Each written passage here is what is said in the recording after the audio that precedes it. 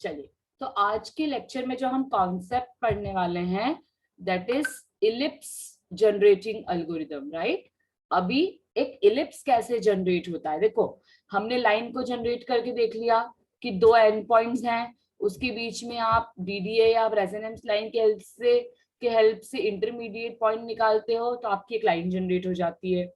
आप circle generating algorithm पढ़ लिए कि हमारे पास यदि कोई x, y, यदि कोई पॉइंट है ना, उस पॉइंट के बेसिस पे हम एक 0, एक पॉइंट निकाल लेंगे और इसके करस्पॉन्डिंग हम 7 पॉइंट्स ऑफ सिमेट्री जो है वो और निकाल लेंगे, राइट, लाइक दिस। तो ये 7 पॉइंट ऑफ सिमेट्री निकालने से हमारे 8 पॉइंट टोटल बन जाएंगे। फिर हम हमारे लूप को आगे बढ़ा के एक और दूसरा पॉइंट निकालेंगे, उसके करस्पॉन्डिंग हम 7 पॉइंट्स ऑफ सिमेट्री और निकाल लेंगे और इस तरह से हमारा जो जब तक x जो है वो ग्रेटर देन y नहीं हो जाता तब तक हम चलते जाएंगे तो हमारा जो सर्कल है वो ड्रॉ हो जाएगा। वैसे ही कॉन्सेप्ट को लेके हमें क्या करना है, इलिप्स को रेडी करना है। वैसे ही कॉन्सेप्ट पे इलिप्स को रेडी करना है। सबसे पहले तो मैं आपको ये बता देती हूँ कि इलिप्स होता क्या है। वैसे तो आप सब जानते हो what is ellipse, but still ellipse इस तरह का एक फिगर होता है, राइट।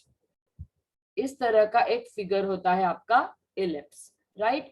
अब इलिप्स जो है वो दो तरीके से होता है, या तो वो हॉरिजॉन्टल हो सकता है या तो इलिप्स जो है वो आपका वर्टिकल हो सकता है, दैट डिपेंड्स। अभी जो हम बात करेंगे वो हॉरिजॉन्टल इलिप्स की बात करेंगे। इसमें ऑब्वियसली ये जो है आपकी y एक्सिस है और ये जो है आपकी x एक्सिस है, ठीक है। अब यहाँ पर क्या होने वाला है कि यहाँ पर जो इलिप्स की जब हम बात करते हैं तो इलिप्स को बोलते हैं ellipse is an elongated circle. Ellipse जो होता है वो क्या होता है, एक इलोंगेटेड सर्कल होता है, मतलब दिखता ऑलमोस्ट सर्कल जैसा ही है लेकिन किसी एक डायरेक्शन से, या तो आप x डायरेक्शन की बात करो या तो आप y डायरेक्शन की बात करो, किसी भी एक डायरेक्शन से इलोंगेटेड रहता है, मतलब थोड़ा सा लॉन्ग रहता है। जैसे ये जो मैंने सर्कल बनाया है इसमें y एक्सिस से थोड़ा सा लॉन्ग है और जो ये वाला मैंने फिगर बनाया है इसमें ये y एक्सिस से थोड़ा सा लॉन्ग है, इसलिए सर्कल जो इलिप्स बोलते हैं it is an elongated circle. आपको डेफिनेशन क्लियर है इलिप्स की? Yes ma'am. ठीक है। अब दूसरी चीज, यहाँ पर जब हम इलिप्स की बात करते हैं और हम उसको कंपेयर, अभी हर जितनी भी हम बात करेंगे आज के लेक्चर में उसको कहीं ना कहीं हम जो कंपेयर है वो सर्कल से ही करने वाले हैं, राइट। तो सर्कल में जो होती है हमारी एक ही रेडियस होती है, जो सर्कल होती है सर्कल में हमारी केवल एक ही रेडियस होती है और वही एक रेडियस की value all around the circle होती है। इसीलिए तो हम बोलते हैं कि circle is a symmetry figure, है ना, क्योंकि सर्कल जो है वो हम हर क्वाड्रेंट से हर तरह से क्या रहता है, एक जैसा रहता है। लेकिन जब हम इलिप्स की बात करते हैं तो इलिप्स में यहाँ पर दो रेडियस होती है, ठीक है। इलिप्स में कितनी रेडियस होती है, दो रेडियस होती है। एक को बोलते हैं मेजर एक्सिस और एक को बोलते हैं माइनर एक्सिस। क्लियर? देखो टर्मिनोलॉजी का बिल्कुल ध्यान में रखेंगे ना, क्योंकि हमें ज्यादा हम डेरिवेशन के डेप्थ में तो जा नहीं रहे हैं, तो जितना हम कंसेप्ट समझ रहे हैं एक्चुअली हम उसको तो हम ध्यान में रखें। तो एक होती है मेजर एक्सिस, एक होती है हमारी माइनर एक्सिस। अब मेजर और माइनर एक्सिस में अंतर क्या है, तो जिस डायरेक्शन में इलोंगेटेड है हमारा इलिप्स, जैसे हमारा एक्स एक्सिस इलोंगेटेड है तो यहाँ पर ये जो x रहेगा this x will be the major axis और यहाँ पर जो y है ये मेरा छोटा रहेगा इसलिए y will be the minor axis. यदि मैं वर्टिकल डायरेक्शन में इलोंगेटेड की बात करूं तो यहाँ पर जो मेरा y रहेगा वो इलोंगेटेड एक्सिस रहेगी, मतलब मेजर एक्सिस रहेगी, और जो x है वो मेरी यहाँ पर माइनर एक्सिस रहेगी। तो आपको मेजर और माइनर एक्सिस का कॉन्सेप्ट क्लियर है? Abhishek, Vicky, Suresh, yes ma'am. Clear? ठीक है। Yes ma'am. This is the concept of major and axis, ठीक है। मतलब जो इलोंगेटेड रहेगी वो वाले साइड की एक्सिस मेजर रहेगी और अदर साइड जो है रिमेनिंग वाली उसकी एक्सिस माइनर मतलब छोटी रहेगी, मेजर मतलब बड़ी रहेगी, माइनर मतलब छोटी रहेगी। First concept. इसके बाद इसमें एक और कंसेप्ट आता है सेमी एक्सिस। सेमी एक्सिस, और इसको बोलते हैं सेमी एक्स एक्सिस और सेमी वाई एक्सिस। ये भी बहुत सिंपल सा कॉन्सेप्ट है। यदि एक्स एक्सिस है और इसका जो एक्स है, यदि ये माइनर मेजर है और इसका जो वाई है ये माइनर है, तो हम हमेशा रेडियस की बात करते हैं। रेडियस हमेशा सेंटर से शुरू होती है, राइट। तो ये जो पर्टिकुलर सेंटर से लेकर इलिप्स के जो बाउंड्री तक का, मतलब ये जो होती है, मतलब मेजर एक्सिस का half, it is denoted by R X, और आर एक्स का मतलब होता है semi major axis. Semi major axis R X. और ये जो ऊपर वाला पोर्शन है, ये जो हाफ, मतलब वाई एक्सिस जो ओरिजिन से इलिप्स तक बन रही है, इसको डिनोट करते हैं आर वाई से, that is semi minor axis. मतलब माइनर एक्सिस का हाफ, दैट इज सेमी, जैसे सेमी सर्कल होता है, सर्कल का हाफ, वैसे माइनर एक्सिस का हाफ जो है वो सेमी माइनर एक्सिस होगा, और सेमी मेजर एक्सिस होगा जो मेजर एक्सिस का हाफ रहेगा। तो आपको ये दोनों कॉन्सेप्ट भी क्लियर है। यदि मैं वर्टिकल की बात करूंगी तो वर्टिकल डायरेक्शन में भी इस तरह से बना लो, ये जो रहेगा दिस इज आर वाई, और ये वाला जो रहेगा this is the R X. I think it is very very clear to you. Yes ma'am. Yes, ma'am. Yes. Yes ma'am. अब अभी अपने पीपीटी से ही पढ़ाऊंगी, डोंट वरी, है ना। एक कॉन्सेप्ट बता रही हूँ ताकि जब मैं पीपीटी पर लूँ तो आपको बहुत समझने में दिक्कत ना हो। अब इसके बाद एक और चीज इसमें बता रही थी, मैं क्या बता रही थी, हाँ। अब हम इसके जो पॉइंट्स हैं, है ना, इस इलिप्स के जो पॉइंट्स हैं, उन पॉइंट्स को कैसे फाइंड आउट करेंगे, राइट, हमें ये भी एक पढ़ना है। तो देखो, जब मैं सर्कल की बात करती हूँ तो सर्कल का कॉन्सेप्ट तो मैंने आपको अभी बताया कि हम फर्स्ट क्वाड्रेंट में बात करते हैं, जो हमारा एक्स और वाई होता है, और इस एक्स और वाई के रिफ्लेक्शन के कॉन्सेप्ट लेके हम वाई और एक्स निकाल लेते हैं। सिमिलर मैनर में जब मैं नेगेटिव एक्सिस की बात करती हूँ तो मैं माइनस एक्स और वाई निकाल लेती हूँ, और इसी कॉन्सेप्ट से इंटरचेंज करके माइनस वाई और एक्स निकाल लेती हूँ। ये सब तो आपको अब आई थिंक बहुत रटा गया होगा, मतलब ये कॉन्सेप्ट तो आपको बहुत ज्यादा पॉइंट ऑफ सिमेट्री वाले क्लियर हो गए होंगे, राइट। तो वैसे ही इलिप्स में हम क्या करने वाले हैं, तो इलिप्स में भी हम क्या करते हैं, ये जो क्वाड्रेंट है ना, या इसको ऑक्टेंट वर्ड आपको सुनने में आएगा, तो ऑक्टेंट जो है, यहाँ पर इसको मैं दो रीजन में डिवाइड कर दूंगी, रीजन नंबर 1 और रीजन नंबर 2। मतलब ये इलिप्स में करते हैं। इलिप्स में क्या करते हैं, यहाँ पर भी पॉइंट ऑफ सिमेट्री होगा, लेकिन जैसे सर्कल में 8 वे सिमेट्री होता है, वैसे इलिप्स में केवल 4 वे सिमेट्री ही होता है। ये वन ऑफ द डिफरेंस है, ठीक है। पहला डिफरेंस तो मैंने आपको क्या बताया कि दोनों की रेडियस मतलब वहां पर इक्वल होती थी सर्कल में, पर यहाँ पर दो रेडियस होती है, मेजर और माइनर, जिसको आर एक्स और आर वाई से डिनोट करते हैं, वो भी मैंने आपको समझा दिया कि वो क्या होता है। दूसरा डिफरेंस ये है कि सर्कल में आप 8 वे ऑफ सिमेट्री निकालते हो, लेकिन इलिप्स में आप 4 वे ऑफ सिमेट्री निकालते हो, ठीक है। अब 4 वे ऑफ सिमेट्री क्यों होता है वो मैं अभी आपको समझा रही हूँ कॉन्सेप्ट। वहां पर हम फर्स्ट क्वाड्रेंट में काम करते थे, और वहां पर फर्स्ट क्वाड्रेंट में जब हम काम करते थे तो एक पॉइंट निकालने से आपके बाकी के सारे बचे पॉइंट्स निकल जाते थे, राइट। लेकिन यहाँ पर इलिप्स में आपको 2 पॉइंट निकालने पड़ेंगे। एक पॉइंट आपको रीजन 1 में निकालना पड़ेगा और दूसरा पॉइंट आपको रीजन 2 में निकालना पड़ेगा, राइट। तो यहाँ पर पॉइंट कैसे निकलेंगे, जैसे suppose this is your first point, है ना, मान के चल रहे हो कि suppose this is your first point, तो इस पॉइंट के करस्पॉन्डिंग आपको 2 पॉइंट जो है वो मिल सकते हैं। 2 पॉइंट जो मिल सकते हैं, आइदर दिस, मतलब ये वर्टिकल पॉइंट्स मिल सकते हैं, आइदर दिस, मतलब ये 2 वर्टिकल पॉइंट आपके मिल सकते हैं, ठीक है। ये 2 पॉइंट कौन से होंगे अभी मैं बता रही हूँ आपको, अभी सिर्फ कॉन्सेप्ट समझा रही हूँ। और यदि आप इस R2 की बात कर रहे हो, तो जैसे इसमें एक पॉइंट के करस्पॉन्डिंग आपको 2 वर्टिकल पॉइंट्स मिले हैं, R2 में सपोज आपका ये वाला एक पॉइंट है, तो इस पॉइंट के करस्पॉन्डिंग, मतलब कोई भी पॉइंट है तो इस पॉइंट के करस्पॉन्डिंग आपको हॉरिजॉन्टल 2 पॉइंट मिलते हैं, लाइक दिस। तो ये कॉन्सेप्ट आपको यहाँ पर क्लियर होना चाहिए इलिप्स के केस में, कि यहाँ पर पॉइंट वही रहेंगे, पॉइंट में आपको वही समझाने वाली हूँ कि यदि x के y के एक पॉइंट है तो इसके करस्पॉन्डिंग रीजन 1 में कौन से 2 पॉइंट मिलेंगे, और x के y के यदि कोई 2 पॉइंट है तो इसके करस्पॉन्डिंग रीजन 2 में कौन से पॉइंट मिलेंगे। कॉन्सेप्ट बिल्कुल सेम है जैसा सर्कल में था कि आपको 2 पॉइंट है, डिसीजन पैरामीटर की जरूरत पड़ेगी कि आपको किसको कंसिडर करना है। कॉन्सेप्ट बिल्कुल सेम है, लेकिन रीजन 1 और रीजन 2 का यहाँ पर डिफरेंस है। यहाँ पर आप पॉइंट ऑफ सिमिट्री से मतलब एक एक्स वाई निकालने से रीजन 2 का पॉइंट नहीं निकलेगा। यहाँ पर 2 रीजन अलग अलग होते हैं। ऐसा क्यों होता है वो भी अभी मैं आपको बता रही हूँ। ठीक है, तो आपको ये क्लियर है कि 2 रीजन होते हैं R1 और R2।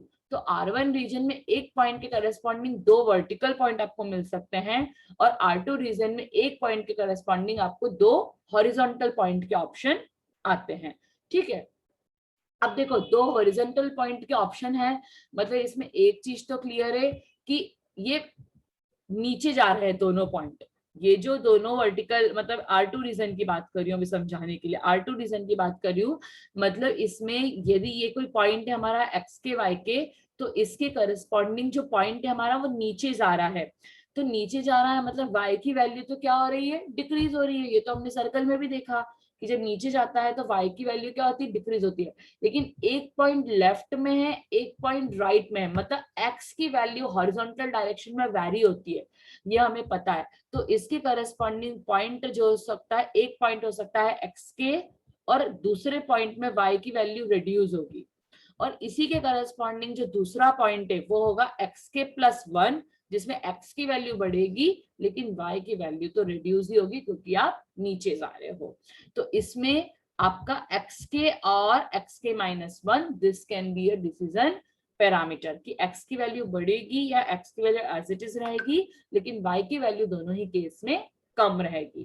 वैसे यदि मैं रीजन नंबर 1 की बात करूं, तो रीजन नंबर 1 में वर्टिकल डायरेक्शन में 2 पॉइंट है, मतलब आगे बढ़ रहा है। आगे बढ़ रहा है मतलब x की वैल्यू तो दोनों के केस में बढ़ेगी, राइट। तो x की वैल्यू तो दोनों के ही केस में बढ़ेगी, लेकिन आइदर y के और y के -1, this will be the case same as the circle, same as the circle, that is for region number 1। तो ये चीज आपको सबसे पहले ध्यान में रखनी है। ठीक है, I hope this is very very clear to you. मैंने आपको एक चीज अभी बताई है, वो आपको बहुत अच्छे से आई थिंक ध्यान में आ गई होगी, समझ में आ गई होगी कि जब भी मैं फर्स्ट क्वाड्रेंट में बात करूंगी, यदि मैं इस क्वाड्रेंट की बात कर रही हूँ, तो इस क्वाड्रेंट में पॉइंट निकालने के लिए मुझे R1 और R2 दो रीजन में अपने फर्स्ट क्वाड्रेंट को डिवाइड करना है, और मेरी वैल्यू भी R1 और R2 के अकॉर्डिंग ही निकलेगी। अब आपको न्यूमेरिकल करते करते कैसे पता चलेगा कि आप R1 से R2 में स्विच हो गए हो। अब आपको x को कम करना है या माइनस करना है, और y तो माइनस ही होगा, क्योंकि R1 में आप क्या कर रहे थे, x तो दोनों बढ़ा रहे थे लेकिन y में डिसीजन ले रहे थे। लेकिन जैसे आप R2 में आ जाओगे, y को तो आप माइनस करोगे, आपको x में डिसीजन लेना है कि x को सेम रखना है या माइनस प्लस करना है, राइट। आपको मेरी बात आ रही है समझ में? Yes, Yes, ma'am. ma'am. Yes और नो, मतलब आपको पता, न्यूमेरिकल करते करते पता कैसे चलेगा कि मैं R1 से R2 में स्विच हो रही हूँ, इसलिए मुझे कॉन्सेप्ट को भी स्विच करना है, मुझे कॉन्सेप्ट को भी स्विच करना है, मुझे कैसे पता चलेगा? Are you getting my point? तो यहाँ पर ये लॉजिक आपको पता होना बहुत बहुत ही जरूरी है। तो अभी मैं आपको पीपीटी जब बताऊंगी उसमें बताऊंगी ये वाला लॉजिक कि कैसे आपको पता चलेगा कि R1 से आप R2 में स्विच करोगे। ठीक है, चलिए एक बार मैं और पूछ रही हूँ, मैंने जितने भी कॉन्सेप्ट बताया आपको इलिप्स में, उसमें किसी को कोई डाउट है क्या? मैंने आपको अभी बताया है कि 4-वे सिमेट्री यूज होता है इलिप्स में। उसके बाद मैंने आपको बताया है कि इलिप्स में 2 रेडियस की जरूरत पड़ती है, एक मेजर माइनर बोल सकते हो या सेमी सर्कल, मतलब सॉरी सेमी रेडियस बोल सकते हो एक्स और वाई में। ये इसमें किसी को कोई डाउट है? नहीं है तो अपन आगे बढ़ते हैं। और इसमें डाउट है तो मैं एक बार एक्सप्लेन, वैसे तो सब कुछ मैं वापस से अभी एक्सप्लेन आपको करने ही वाली हूँ, तो आपको I think it's very very clear जो है आपको हो जाएगा। जस्ट वेट, मैं पीपीटी शेयर कर देती हूँ।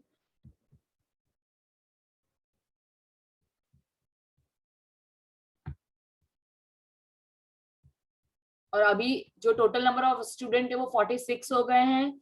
मेरी रिक्वेस्ट है, ये वीक पहला वीक था इसलिए मैंने यहाँ पर इनेबल कर रखा है मेरा वेटिंग रूम, मैं वेटिंग रूम बंद कर दूंगी और मैं अंदर नहीं लूंगी यदि आप लोग लेट आएंगे मेरी क्लास में तो, क्योंकि जब मैंने देखा था तब 24 थे ओनली और अब 47 जस्ट डबल हो गए। तो please mind the time of the class, I start at sharp 8:30, तो आप लोग प्लीज टाइम पर आइए, अदरवाइज आपका स्टार्टिंग का छूट जाएगा, कॉन्सेप्ट छूट जाएंगे, तो फिर I will not be responsible for that, right. चलिए, इलिप्स जनरेटिंग एल्गोरिथम आज की क्लास में हमें पढ़ना है।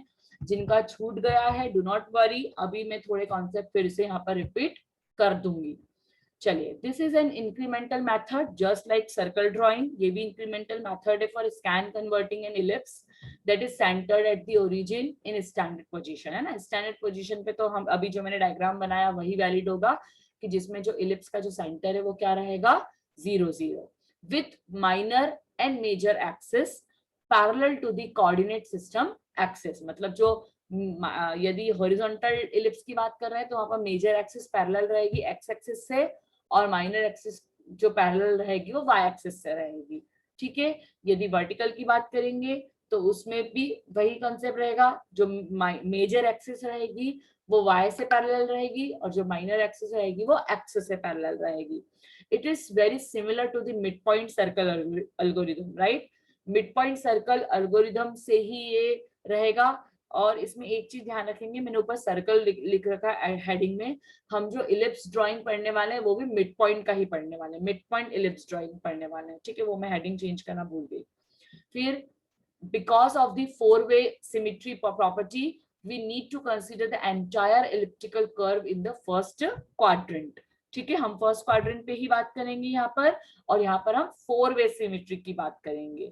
मतलब रीजन 1 में एक पॉइंट निकालने से आपका दूसरा पॉइंट निकलेगा और रीजन 2 में एक पॉइंट निकालने से आपका दूसरा पॉइंट निकलेगा, ठीक है। मतलब ये 4-वे सिमेट्री पे काम करता है, ये 8-वे सिमेट्री पे काम नहीं करता है। Let's first rewrite the ellipse equation, है ना। डेफिनेटली सर्कल ड्राइंग एल्गोरिथम का डेरिवेशन हमने सर्कल की इक्वेशन से शुरू किया। क्या थी सर्कल की इक्वेशन? सर्कल की इक्वेशन क्या थी? x minus h square plus y minus k square is equals to r square. बस एक को ही पता है?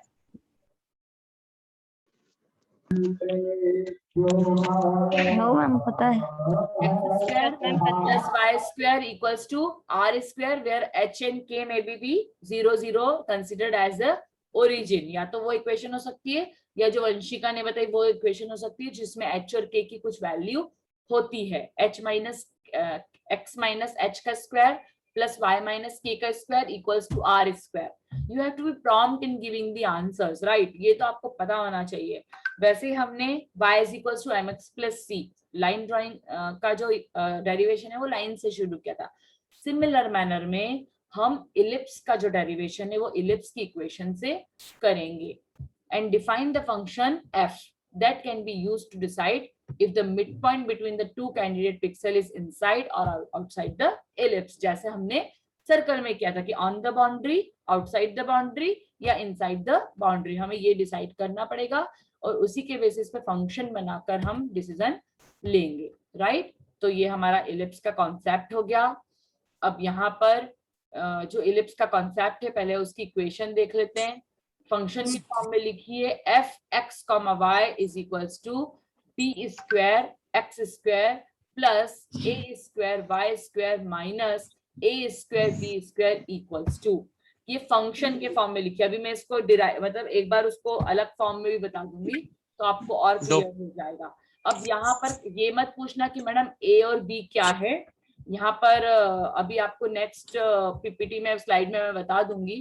जो a है that is equivalent to rx, mute कर लीजिए फॉर्म, और जो b है that is equivalent to ry, ठीक है। इसको आप rx और ry की टर्म्स में भी लिख सकते हो और आप चाहो तो a और b की टर्म्स में भी लिख सकते हो। अलग अलग लिखा हुआ है।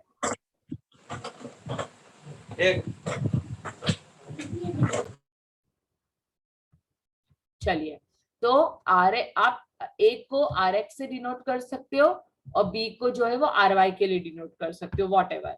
अब देखो इसमें भी सेम जैसे हमने सर्कल के लिए लिखा था, सेम वही फंक्शन है।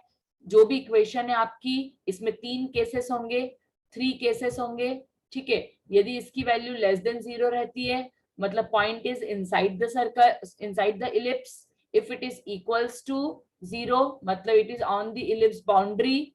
और यदि ग्रेटर देन 0 होती है, मतलब it is outside the ellipse boundary. मतलब फंक्शन की वैल्यू से आपको पता चल जाएगा, ठीक है। अभी अपन नेक्स्ट स्लाइड में करते हैं और थोड़ा सा क्लियर हो जाएगा। ये स्लाइड आपको हल्की थोड़ी सी वैसी विजिबल नहीं होगी, लेकिन मुझे ज्यादा अच्छा लगा इसलिए मैंने ये वाली स्लाइड ली है, ठीक है। देखो सेम वही यहाँ पर आपको कहाँ जहां कुछ विजिबल नहीं हो ना, वहां पर पूछ लेना ध्यान से, तो आपको विजिबल हो जाएगा। कौन नॉनसेंस है बार बार। चलिए ठीक है। अब देखो जैसे मैंने बताया, जो इलिप्स है, इलिप्स क्या है? It is an elongated circle. Ellipse को जो हम बोलते हैं कि it is an elongated circle होता है। ये इलिप्स का डायग्राम है। अब देखो ये जो मैंने यहाँ पर लिखा है, this is what, this is R of X, क्योंकि ये सेमी मेजर एक्सिस है आपकी। और ये जो है आपकी वाई डायरेक्शन में, this is R of Y, ये सेमी माइनर एक्सिस है आपकी, ठीक है। तो आपकी ये जो इक्वेशन है इलिप्स की, इसमें हम मान के चल रहे हैं कि आपका जो इलिप्स है इट इज सेंटर्ड एज 0,0। और इलिप्स की जो इक्वेशन देते हैं वो कैसे देते हैं? X square by A square plus Y square by B square equals to 1। This is the equation which is used to give ellipse। यहाँ पर what is a और b? तो जो a है उसको हम r ऑफ x से denote करते हैं, और जो b है उसको हम r ऑफ y से डिनोट करते हैं, ठीक है। और rx और ry क्या है ये आपको पता है। जो rx है वो सेमी मेजर एक्सिस है, और जो ry है वो सेमी माइनर एक्सिस है। क्लियर है आपको ये कॉन्सेप्ट? तो आप a और b भी लिख सकते हो या rx और ry भी लिख सकते हो। हर बुक में अलग अलग गिवन है, इसलिए मैंने दोनों कॉन्सेप्ट आपको बता दिए कि कहीं आप कोई नया देखो वहां पर वैल्यू, तो आप मतलब वो ना हो जाओ कंफ्यूज। अब देखो जो मेजर एक्सिस है, जो मेजर एक्सिस है वो होती है 2 ऑफ ए। 2 ऑफ ए क्यों होती है? क्योंकि ए तो सेमी होती है, तो ए का डबल, इसलिए 2 इंटू ए। वैसे सिमिलर मैनर में आप लिख सकते हो 2 इंटू आर एक्स। और वैसे ही जो आपकी माइनर एक्सिस होती है वो 2b होती है, क्योंकि b से आप उसको सेमी को डिनोट करते हो, और उसका इंटू करना पड़ेगा आपको उसको, क्योंकि वो डबल होती है, दोनों साइड होती है। तो 2 इंटू आर वाई। और सिमिलर मैनर में जो सेमी मेजर एक्सिस है और सेमी माइनर एक्सिस है उसको कैसे डिनोट करेंगे? ए और बी से, मतलब सिंपल आर एक्स और आर वाई। इसमें किसी को कोई डाउट है? No ma'am. No, ma'am. Clear? चलिए अब देखो यहाँ पर मैंने क्या किया, इस इक्वेशन को सिंप्लीफाई करने के लिए जैसे मैंने फंक्शन के फॉर्म में लिखी थी, यहाँ पर ए स्क्वायर और बी स्क्वायर का क्या ले लिया, यहाँ पर मैंने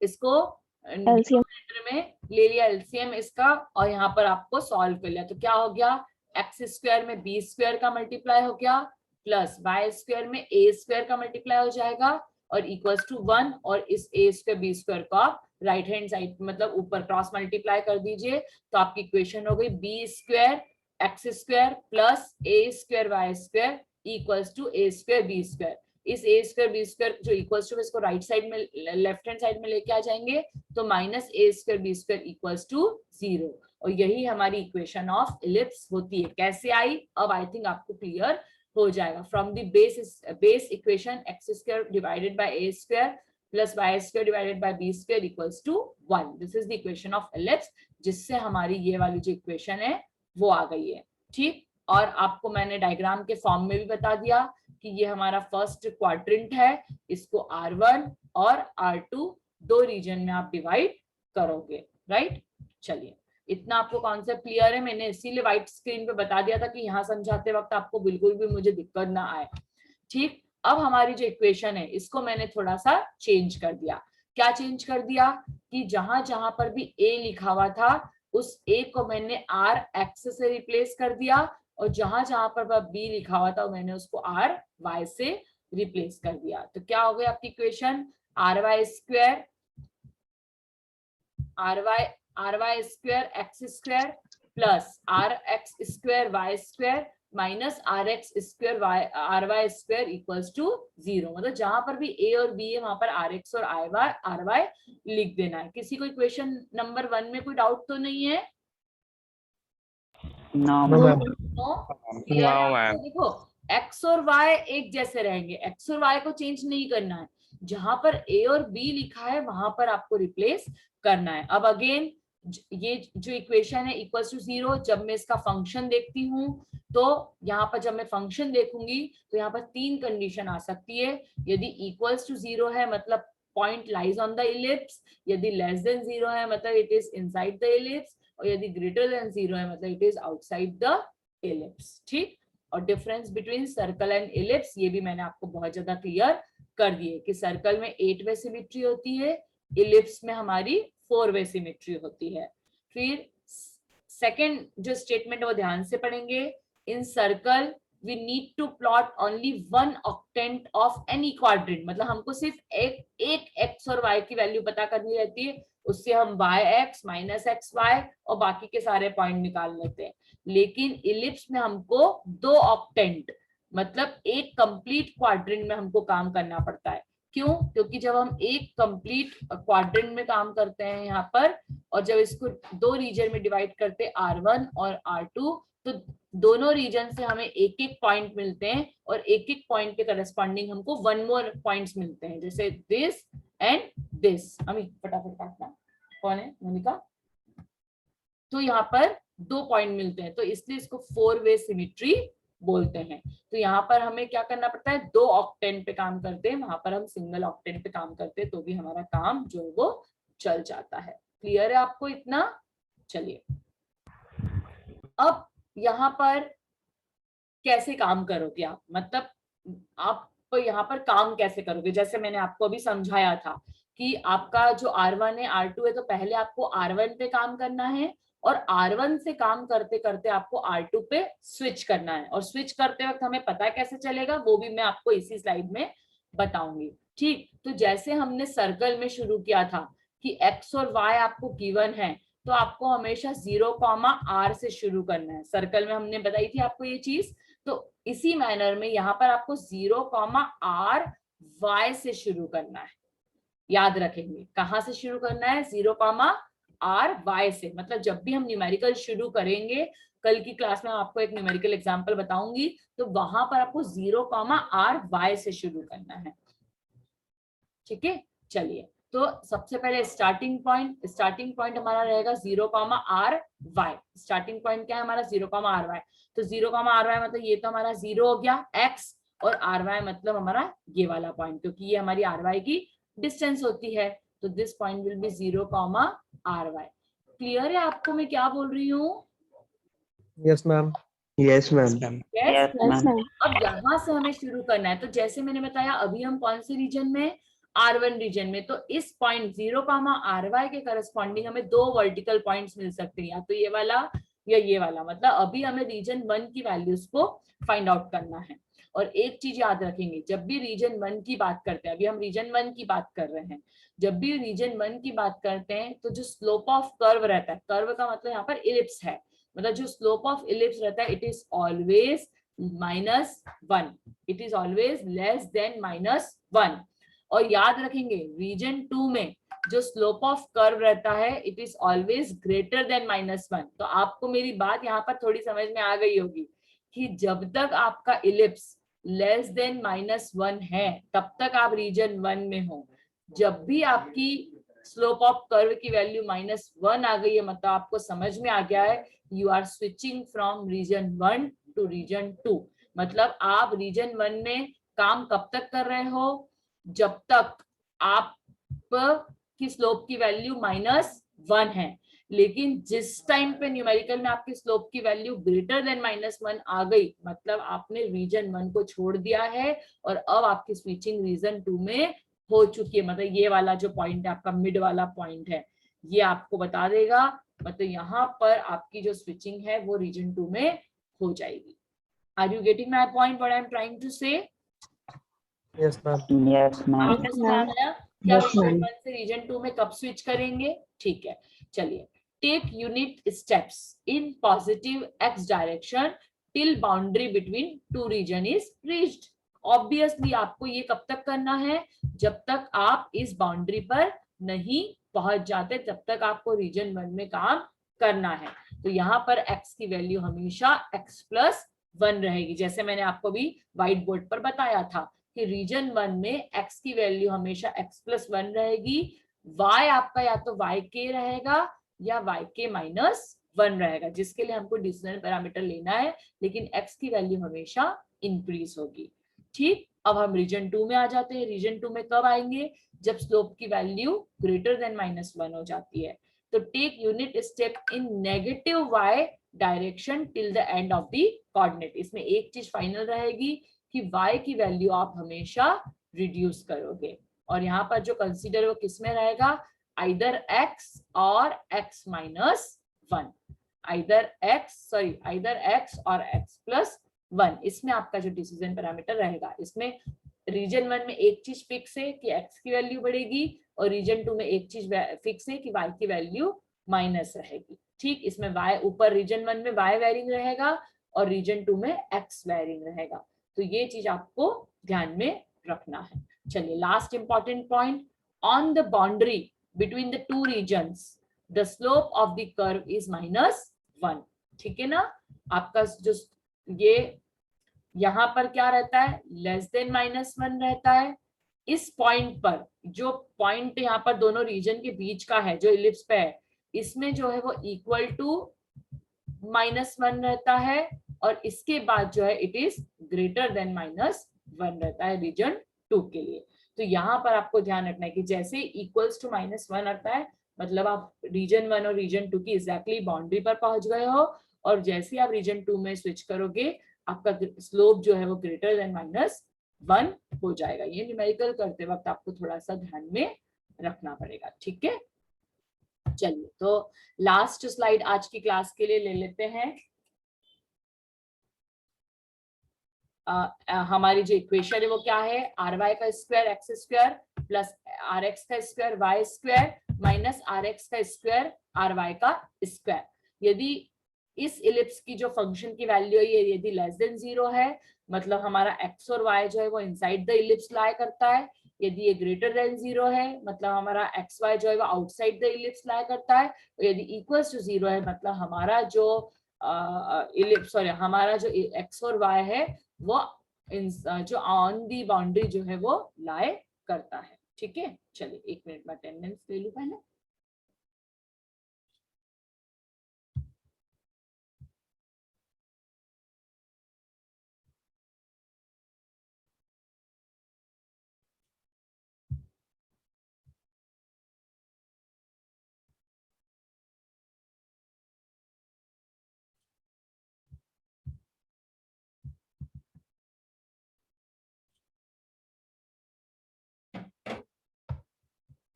चलिए मैं बताती हूँ, जहां पर भी टाइम खत्म होगा कल कंटिन्यू कर लेंगे। अमन यादव है आज की क्लास में? ठीक है, चलिए तो initially we have two decision parameters, P1 0 in the region 1 and P2 0 in the region 2। मेरी आवाज आ रही है? मैम लैग हो रहा है मैम आपकी वॉइस पर। अच्छा, अभी क्लियर है? यस मैम ना। Yes, ma'am. तो देखो यहाँ पर जब हम इलिप्स जनरेटिंग एल्गोरिथम पे काम करेंगे तो यहाँ पर 2 डिसीजन पैरामीटर होंगे, एक रीजन 1 के लिए, एक रीजन 2 के लिए। तो P1 0 जो है वो रीजन 1 के लिए रहेगा, और जो P2 0 है वो रीजन 2 के लिए रहेगा। तो मैंने यहाँ पर डेरिवेशन बिल्कुल नहीं लिया है स्लाइड्स में, मैंने आपको डायरेक्ट, क्योंकि इसका डेरिवेशन बहुत ज्यादा कॉम्प्लिकेटेड है, बिल्कुल भी समझ में नहीं आएगा, तो आप डायरेक्टली डिसीजन पैरामीटर की वैल्यू लिख लेना, P1 0 की वैल्यू एंड P2 0 की वैल्यू। और कैसे इसको करेंगे मैं आपको कल की क्लास में, मतलब मंडे की क्लास में बताऊंगी कि हाउ वी विल डू, और इस पे बेस्ड एक न्यूमेरिकल देख लेंगे, तो आपको बहुत ज्यादा क्लियर हो जाएगा कि ये काम कैसे करता है न्यूमेरिकल। एक्स के वाई के आपकी एक वैल्यू है, आप डिसीजन पैरामीटर निकालते जाओगे P1, है ना, पहले आप रीजन 1 में काम करोगे ऑब्वियसली, और जब स्लोप की वैल्यू जो है इक्वल्स टू -1 हो जाएगी और जब ग्रेटर देन -1 होगी तब आपको P20 मतलब देखो